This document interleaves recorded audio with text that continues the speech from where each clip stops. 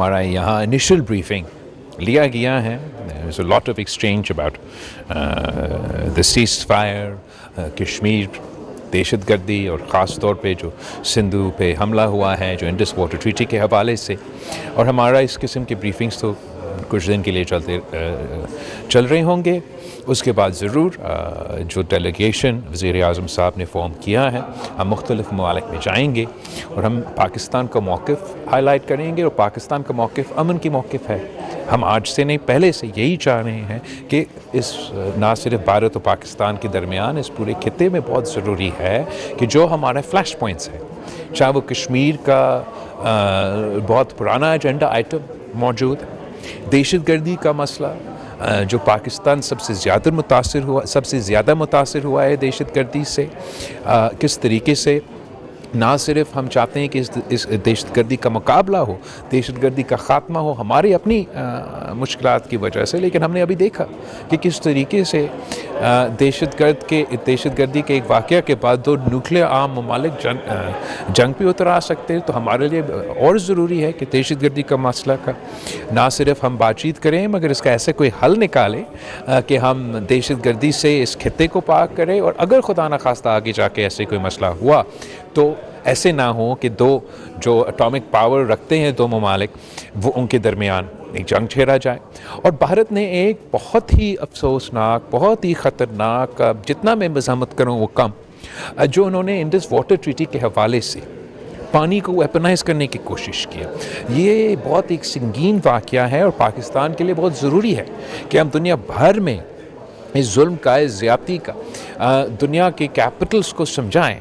भारत एक बहुत ही कमज़ोर विकेट पे हैं जहां आप पानी को वेपनाइज़ करने की कोशिश करेंगे. हमने देखा कैसे गज़ा में, फ़लस्तीन में इज़राइल ने खाने पीने के अशिया को वेपनाइज़ किया है. पूरी दुनिया उसका मज़ाहमत कर रहा है. तो हम ये नहीं चाहेंगे कि अगैन एक दोनों न्यूक्लियर आर्म ममालिक के दरमियान, जहाँ हम 1947 से कश्मीर के इशू पे लड़ते आ रहे हैं, जहाँ हम हाल ही में दहशतगर्दी के इशू की वजह से एक दूसरे के दरमियान टेंशन्स रहे हैं, अब हम कह रहे हैं कि पानी के मसले पे आने वाले नस्लें जंग करेंगे. ये तो बहुत अफसोसनाक बात है. तो ये हमारा ब्रॉड सेट जो एजेंडा आइटम्स है, उस पे हम चाहेंगे कि हम ना सिर्फ मुख्तलिफ़ ममालिक में जो उनके हुकूमत होते हैं, पार्लियामेंटेरियंस होते हैं, उनको हम ब्रीफ करना चाहेंगे, लेकिन वहाँ के रहने वाले जो अवाम है, जो मीडिया है, जो सिविल सोसाइटी, उनको भी ब्रीफ करने चाहेंगे. इसलिए भारत और पाकिस्तान के दरमियान जब झगड़ा होता है, या एक न्यूक्लियर ममालिक और एक दूसरा न्यूक्लियर ममालिक का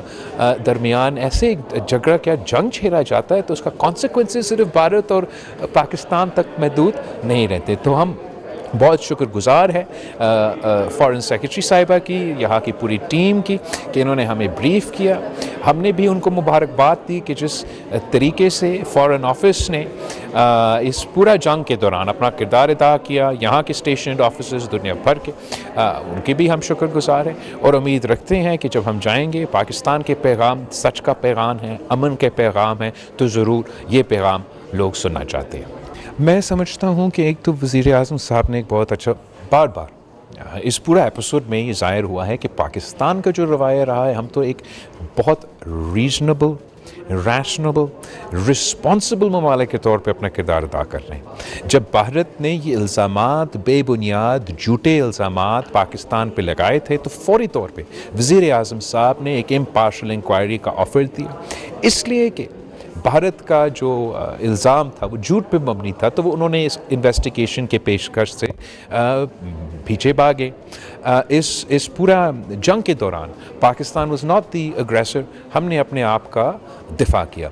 और मैं समझता हूँ it's not just an issue between India and Pakistan. यही वजह है कि मीडिया में, इंटरनेशनल मीडिया में और बैनुल-अक़वामी सतह पे पाकिस्तान को ये पज़ीराई मिली है, इसलिए कि हम सच के साथ खड़े हैं, अमन के साथ खड़े. और जो इस वक्त मुखालिफ आप कहें, मैं क्या लफ्ज़ इस्तेमाल करूं, वो झूठा प्रोपेगेंडा पे, नफ़रत, तकसीम के फाउंडेशंस पे खड़े हैं. एंड इसलिए मैं समझता हूँ कि जो मौक़िफ़ है वो कमज़ोर है. मैं ना सिर्फ दुनिया से अपील कर रहा हूँ, मगर उनसे भी अपील कर रहा हूँ, भारत से, भारत के अवाम से अपील कर रही हूँ कि आपके हक़ में नहीं है कि ये जो आप कह रहे हैं नया नॉर्मल है, कि ये जारी रहें. हमारे पाकिस्तान के अवाम ये चाहते हैं, और मैं समझता हूँ कि भारत का अक्सरियत का अवाम यही चाहते हैं कि हमारे दोनों ममालिक के दरमियान अमन कायम हो, और वो मुमकिन नहीं जब तक हम कश्मीर का इशू, दहशतगर्दी का इशू और ये पानी का इशू जो इन्होंने छेड़ा है, इसका हल निकाले। इस वक्त पाकिस्तान उस पोजीशन पे है कि हम कह रहे हैं कि हम अमन चाहते हैं, हम डायलॉग चाहते हैं, और भारत थोड़ा सा उस पोजीशन से पीछे हट रहे हैं। मगर मैं पुरुमीद हूँ कि जो पुराने वाले हमारे लड़ाई रहे हैं, झगड़े रहे हैं, आने वाले नस्लों पे अब ये ज़िम्मेदारी है कि जो माजी में हुआ वो सो हुआ है। हमने एक नया मुस्तकबिल पाकिस्तान के अवाम के लिए और भारत के आने वाले नस्लों के लिए तय करना है। ये मेहनत इसमें ज़रूर जाएगा, जद्दोजहद करना पड़ेगा, मगर इंशाअल्लाह ताला जीत सच का होगा, जीत अमन का होगा, और उसका मतलब ये होगा कि पाकिस्तान, भारत और इस पूरे खित्ते में एक पॉजिटिव कॉन्सिक्वेंसेस होंगे। वो मुकाबले का तो नतीजा आपके सामने आ गया है भारत से, तो हमारी कोशिश यही है कि जो नतीजा आपके सामने आया है वही नतीजा हम दुनिया के सामने लेकर जाएं। अब वो नतीजा है क्या, उसमें 2-3 अवामिल हैं जो अहम हैं। पहली बात तो ये है कि भारत ने जो एग्रेशन की है उसके ज़रिए उसने एक नया नॉर्मल क्रिएट करने की कोशिश की है। वो नया नॉर्मल क्या है? एक तो वो नया नॉर्मल ये है कि जिसको वो पूरी दुनिया में एक नई डॉक्ट्रिन चल रही है, डिफेंसिव ऑफेंसिव या ऑफेंसिव डिफेंसिव, पता नहीं क्या उसका नाम है, मगर मकसद ये है कि अगर मेरे गुमान में ये आए कि हो सकता है आप आने वाले वक्त में मुझ पे हमला करें, अगर मेरे गुमान में ये आए तो मुझे हक मिल जाता है कि मैं आपके ऊपर जंग कर दूँ।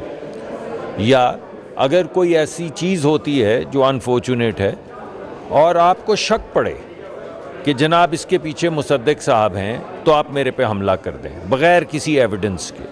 तो ये जो डिफेंसिव ऑफेंसिव की डॉक्ट्रिन है, यानी बग़ैर किसी शहादत के, बग़ैर किसी एविडेंस के एक मुल्क अपने ऊपर ये अप्रोप्रिएट कर ले कि क्योंकि मुझे शक है तो मेरा शक ही काफ़ी है हमला करने के लिए, इस डॉक्ट्रिन को हमेशा के लिए हमने जंग के ज़रिए भी दफन किया है और नैरेटिव में भी हम चाहते हैं कि ये सारी दुनिया के सामने आए। इससे पहले जब इस तरह की चीज़ें हुई हैं तो हम जंगे अजीम में पहुंच गए थे और पूरी दुनिया, आधी दुनिया बर्बाद हो गई थी। तो दोबारा से ऐसी गलतियां करने की ज़रूरत नहीं है। दुनिया को वाइल्ड वेस्ट बनाने की ज़रूरत नहीं है कि द फास्टेस्ट गन जो है दैट विंस।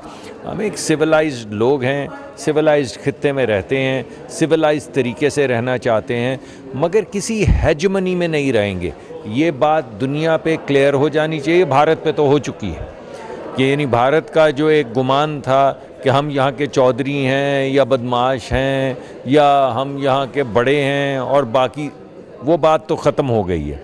इस वजह से बराबरी की बुनियाद पे एक सिविलाइज तरीके से आगे बढ़ने का जो तरीक़ाकार है उसको हमने आगे बढ़ाना है, यही हमारा मकसद है। मगर उस पूरे प्रोसेस में कोई भी ऐसा वक्त नहीं आना चाहिए या आएगा जिसमें किसी के गुमान में भी इस जंग के बाद ये बात गुजरे कि अगर उसने पाकिस्तान के ऊपर दरअंदाजी करने की कोशिश की या उसकी सॉवरेंटी को या उसकी टेरिटोरियल इंटेग्रिटी को वायलेट करने की कोशिश की, तो जो इस मर्तबा हुआ है उससे कई गुना ज़्यादा होगा। ये एक बात है। दूसरी बात यह है इस पूरे मार्के में जो सामने आई है कि एक और तरीक़ाकार दुनिया में शुरू हो गया जो आपने और भी जगहों पे देखा है, इज़राइल में देखा है, बाकी जगहों पे देखा है कि अगर आपका कोई कॉन्फ्लिक्ट हो जाए तो कुछ ममालिक ऐसे हैं जो समझते हैं कि सिविलियंस को शहीद करना, 6 साला बच्ची को शहीद करना, 7 साल के बच्चे को शहीद करना, किसी मस्जिद को बर्बाद कर देना या किसी वाटर इंस्टॉलेशन पे हमला कर देना एक फेयर गेम है। तो हम ये चाहते हैं कि ये बात क्लियर हो जाए कि ये किसी भी सूरत काबिल कबूल नहीं, ना सिर्फ हमारे लिए, दुनिया के लिए। बिकॉज़ जब आप ऐसा करते हैं तो आप दूसरे को भी ये हक दे देते हैं कि वो ऐसा ही करे। इस वजह से ये भी जो ह्यूमन राइट्स की वायलेशंस हुई हैं, जिस तरह इस जंग में सिविलियंस को निशाना बनाया गया है, देखिए कहाँ पे वो मिज़ाइल और कहाँ पे 6 साला बच्ची। वो बच्ची क्या, ये कोई मर्दानगी है कि आप जहाज़, टैंक और मिज़ाइल लेके बच्चियां और बच्चे मार रहे हैं? तो ये भी एक दूसरी बात है जो हमने सामने लेकर आनी है। तीसरी बात ये है कि वो जो एक गुमान था भारत का कि हमें कन्वेंशनल वॉरफेयर में तो हमारा मुकाबला कोई नहीं कर सकता और पाकिस्तान से हमारा कोई मुकाबला नहीं, वो मिथ ख़त्म हो गई है। वो जो उनकी दूसरी मिथ थी कि जनाब हमारे पास तो पता नहीं कौन से ये राफ़ेल जहाज़ हैं, पिछली मरतबा उनके वज़ीर आज़म ने भी कह दिया था कि अगर मेरे पास राफ़ेल होता तो मैं ये कर देता, मैं वे कर देता। क्या किया? परिंदों की तरह फड़फड़ाते हुए नीचे आन गिरे। तो वो मिथ भी ख़त्म हो गई। तीसरा पता नहीं वो क्या हमें सुनाते रहते थे, S-300 है, S-400 है, हमें तो गाड़ियों के ऐसे नंबर सुनने में मिलते थे। उन्होंने कहा हमारा दिफा ऐसा बन गया है इस S-400 के बाद को पाकिस्तान से परिंदा भी दाखिल नहीं हो सकता। तो फड़फड़ाते रहे वो ड्रोन्स 3-3, 4-4, 5-5 घंटे दिल्ली के ऊपर, तो उससे भी उनको समझ आ गई होगी, उसकी हकीकत भी सामने आ गई। तो ये तीन उन्होंने जो स्मोक एंड मिरर के कारखाने लगा रखे थे कन्वेंशनल वॉरफेयर का और राफ़ेल का और ये अपने दिफा का, वो तीनों ख़त्म हो गए। अब जो बात होगी वो बराबरी पे होगी, उसमें कोई हेजेमोनिक डिज़ाइन नहीं होगा, उसमें हम महज़्ज़ब लोगों की तरह बैठ कर बात करेंगे बराबरी की बुनियाद के ऊपर। लेकिन अगर मैली नज़र से देखा तो जो इस मरतबा जवाब मिला है इससे ज़्यादा सख्त जवाब मिलेगा।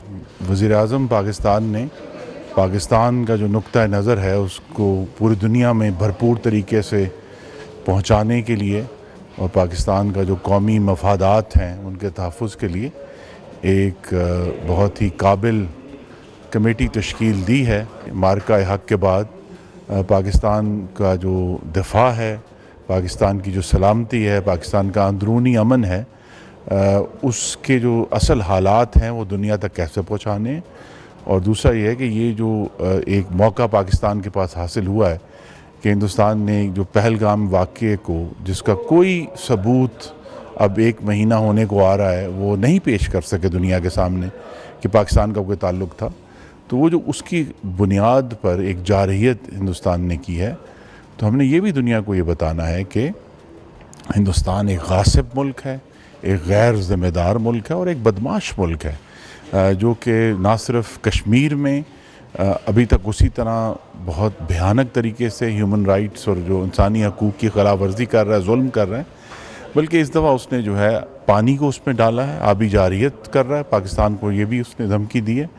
और तीसरा मार्का हक़ के दौरान उन्हें इंतहाई गैर ज़िम्मेदारी से बैलिस्टिक मिसाइल्स का इस्तेमाल करके वो इस खित्ते को और पूरी दुनिया को जौहरी जंग के दहाने पर ले आए। तो ये जो हिंदुत्व तासुब है हिंदुस्तान का पिछले 11 साल से, उसकी हम मुख्तलिफ जहतों से ये देख रहे हैं कि उसका जो जंगी जनून है, उसका जो मुसलमान मुखालिफ और पाकिस्तान मुखालिफ जो तासुब है, वो इस खित्ते को जंग में झोंक रहा है।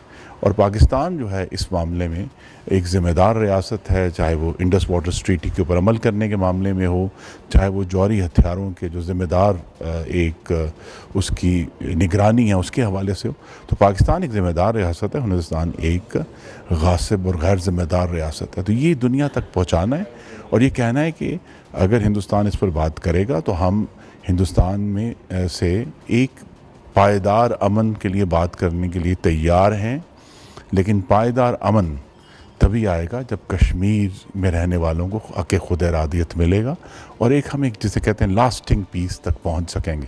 तो ये काफ़ी इसके संजीदा अहदाफ हैं। मज़ीद ब्रीफिंग होगी, मज़ीद इसमें जो है वो इस सारा मामला जो है वो वाज़ेह होगा। वज़ीर आज़म से भी गुफ्तगू होगी, वज़ीर ख़ारजा से भी हम राहबरी लेंगे ताकि हम पूरी तरह जैसे कहते हैं कि फ़िक्री हथियारों से लेस होकर पूरी दुनिया में जाएं और पाकिस्तान का मुकदमा लड़ें। जी, बहुत अहम लेकिन ज़रूरी कदम है वज़ीर आज़म साहब की जानिब से और हम सब पर बहुत भारी ज़िम्मेदारी है। हमें बहुत तजुर्बेकार लोग भी हैं और दीगर पार्लियामेंटेरियंस भी हैं और साबिक़ सफ़ारतकार सेक्रेटरी ख़ारजा जो हैं वो सब मौजूद हैं। तो इट्स अ मिक्स और इन वफूद का मतलब और मकसद यही होगा कि जो पाकिस्तान का मुकदमा है वो सामने रखना है।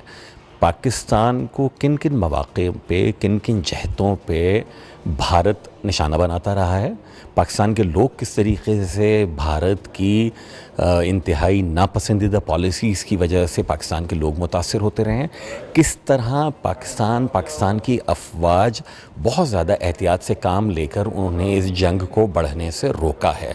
ये सारी की सारी बातें दुनिया को पता चलनी चाहिए कि भारत एक तरफ तो अपने आप को जनाब बताता है कि वो आलमी ताकतों में जाने की उसकी ख्वाहिश है, लेकिन दूसरी जानब आप देखिए तो भारत खित्ते का थानेदार बनना चाहता है और उसके लिए वो हर हथियार इस्तेमाल करता है। कहीं पाकिस्तान दुश्मन तंजीमों की सरपरस्ती करना, कहीं पाकिस्तान का पानी रोकने की इंतहाई मज़मूम साजिश कि दुनिया में कहीं किसी कानून में ये अलाउ नहीं है, और इस तरह की सारी चीज़ें। तो ये जो नकाब है भारत के चेहरे के ऊपर, और जो कश्मीर में वो कर रहा है आर्टिकल 370 के ख़ात्मे से लेकर अभी जिस तरह से वो वहाँ नौजवानों को चुन चुन के मारना, उनके घर में स्मार करना, एक दास्तान है। तो दास्तान फ़ेस टू फेस जाके मिलेंगे दुनिया भर में, जो थिंक टैंक्स हैं, जो मीडिया के वहाँ के नुमाइंदे हैं, जो वहाँ के पार्लियामेंटेरियंस हैं, जो वहाँ की हुकूमतों के लोग हैं, तो यकीनन पाकिस्तान की गुफ्तगू भी पहुँचेगी और भारत की जो एक मज़मूम हरकतें हैं उन पे से भी कुछ नकाब उठेगा इंशाअल्लाह। आतिश न्यूज़ पाकिस्तान के सबसे बड़े न्यूज़ नेटवर्क का हिस्सा बनने का सुनहरी मौका। मुल्क भर से दर्ज झेल आसामियों की जरूरत है। Bureau chief, deputy bureau chief, video editor, city reporter, tehsil reporter, district reporter, crime reporter, press reporter, नुमाइंदा, नामहनगार। Chief executive Syed Jamshed Bukhari. मजीद मालूमात के लिए इन नंबर्स पर राबिता करें।